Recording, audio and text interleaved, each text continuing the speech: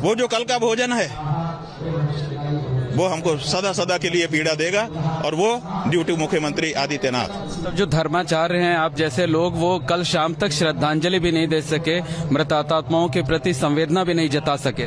जो हमारा तरीका है, धार्मिक तरीका है कि हमारे परिवार में सूतक लग जाता है, हमारा भोजन अपवित्र हो जाता है, हम नहीं करते हैं उस दिन, तो क्या हम अपने उन मृतात्माओं के लिए एक दिन उपवास नहीं रख सकते थे? इनके कारण भरोसा कर लिया कि अफवाह है।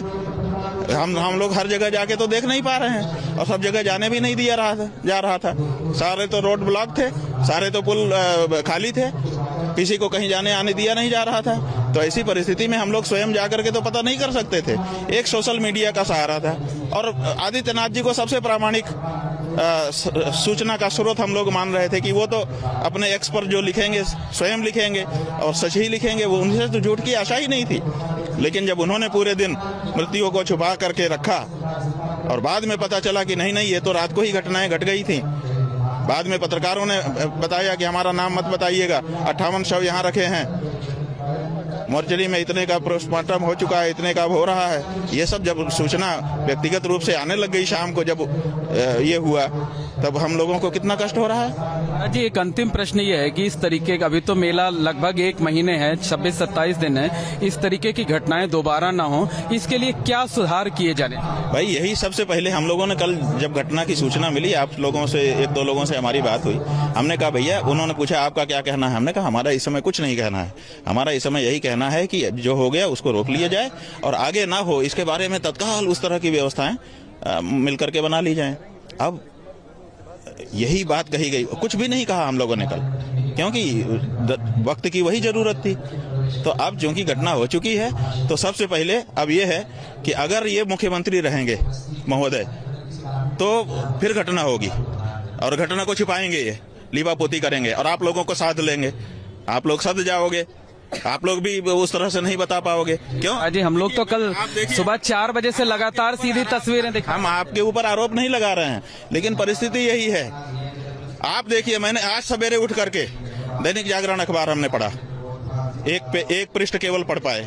हम ये सोच रहे थे कि कितनी बड़ी घटना घटी है, अखबार क्या कह रहा है। दूसरे अखबार तो नहीं पढ़ पाए क्योंकि यहाँ नेटवर्क भी स्लो है।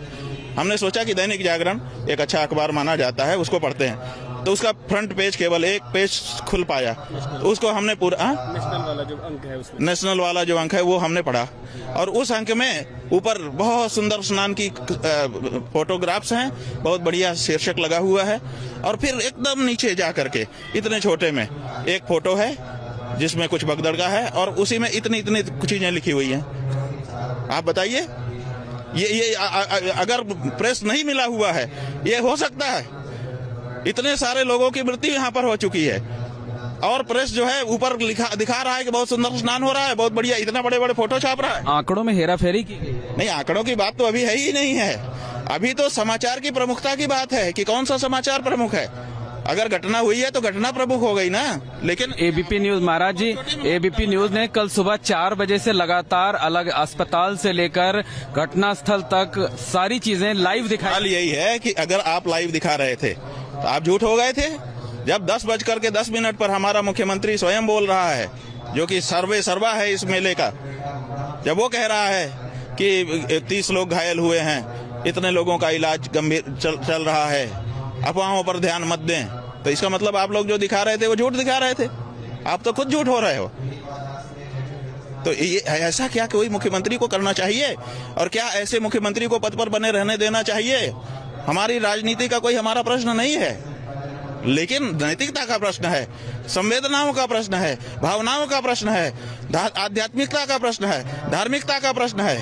और ये सारे प्रश्न चिल्ला करके कह रहे हैं कि ये व्यक्ति उस जगह के अयोग्य है, तत्काल इसको इस्तीफा ले लेना चाहिए, और किसी सक्षम व्यक्ति को, नरेंद्र मोदी, अमित शाह जी, जेपी नड्डा जी, जो लोग भी हैं, इनको हटा करके किसी सक्षम व्यक्ति को करे। अभी भी करोड़ों लोग यहाँ आने वाले हैं, ये संभाल पाएगा? ये संभालेगा नहीं, ये प्रेस संभालेगा, ये लिपापोती करेगा, और इस तरह की घटनाओं को छिपा करके मैं मुख्यमंत्री बना रह जाऊंगा, व्यवस्थापक बना रह जाऊंगा, ये दिखाएगा। ये नीयत साफ हो चुकी, इसलिए भारतीय जनता पार्टी के ऊपर अब यह जिम्मेदारी है, उनके राष्ट्रीय नेतृत्व के ऊपर यह जिम्मेदारी है कि वो कुंभ में आए हम लोगों को या तो मारे या तो इसी तरह से लीपापोती करें, इन्हीं के साथी सिद्ध हों, और या तो तत्काल कार्रवाई करें, तत्काल इनको हटा करके दूसरा मुख्यमंत्री बनाएं जो प्रामाणिकता के साथ अगर कोई घटना घटे उसको भी बताते हुए और लोगों की सुरक्षा के बारे में गंभीरता से चिंतन करे।